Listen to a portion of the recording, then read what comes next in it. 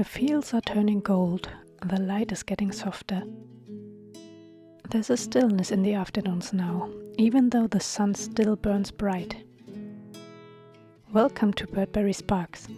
Today we want to honor the season around the first harvest, talk about family traditions, do some seasonal reflection and more.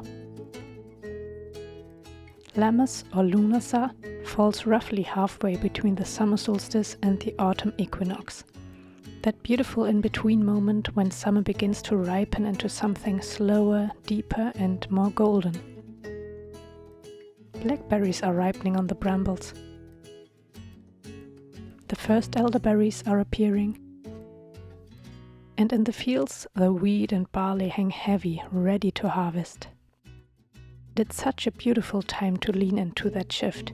You might already feel it in your bones.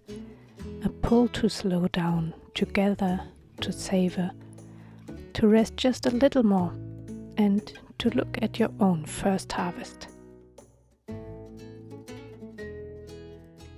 A little background.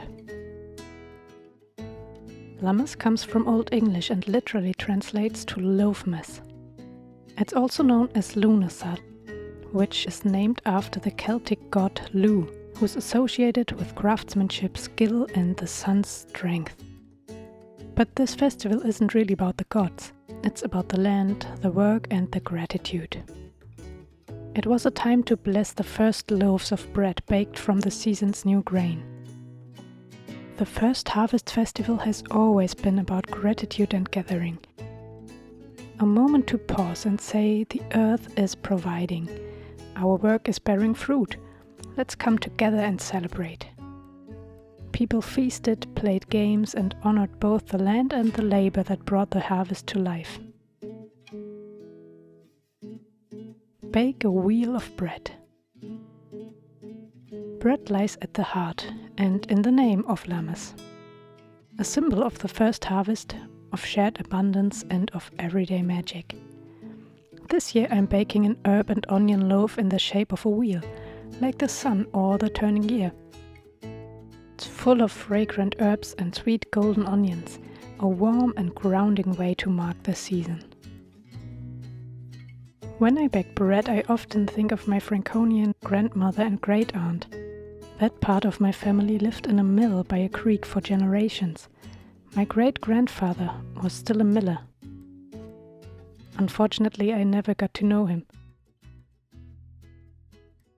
Before slicing into a loaf, my great-grandmother, as well as her daughters, my grandmother and her sister, would draw a cross under the bread with a knife. A quiet blessing passed down through the generations. They did it as Christians, but I've always felt that the gesture is older than that. Something ancestral, something sacred. A way of honoring the spirit of the grain, the work of the hands and the life the bread will nourish. If you like that idea, you could choose your own symbol, whatever speaks to your intentions, a cycle for wholeness, a pentagram for protection, a heart for harmony and love. As you knead, shape and score the dough, you can infuse it with a quiet wish, for peace, for health, for joy to ripple through everyone who shares in it. And whether you bake from scratch or buy a beautiful loaf from a local bakery, take a moment to eat it with presence. Let it be a blessing. Celebration and togetherness. Traditionally, Lammas was a time for gathering and playing. Of village fairs, competitions, races, storytelling. Lammas invites us to spend time together, to feast, to laugh, to look at one another and say, we made it through the growing season. Let's enjoy what we have. So invite someone for dinner, pack a picnic, go for a slow walk with someone you love, share what you've baked. Or invite some family and friends to have a cozy board game night. There's real magic in those simple, joyful moments. And if you're alone this year, celebrate yourself. Make it intentional. Put on your favorite music, set the table, and still feast with the spirit of community in your heart. Reflection for the first harvest.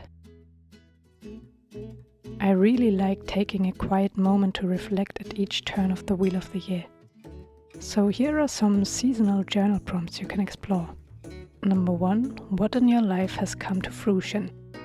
A result, a realization, or reward now blooming from past efforts.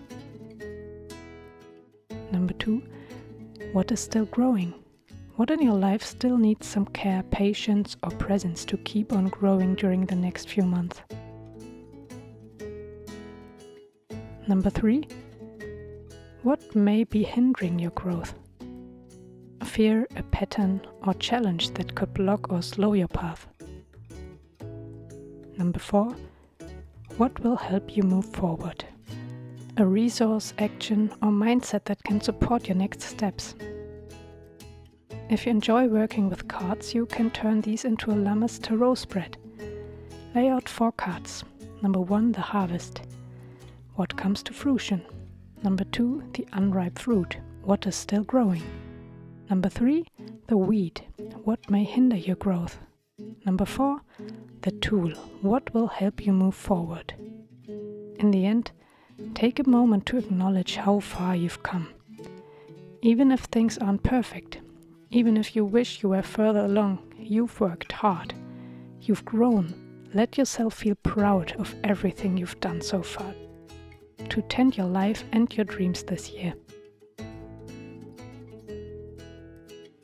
Lammas reminds us that we are always in rhythm with the earth. We plant, we tend, we harvest, and we rest.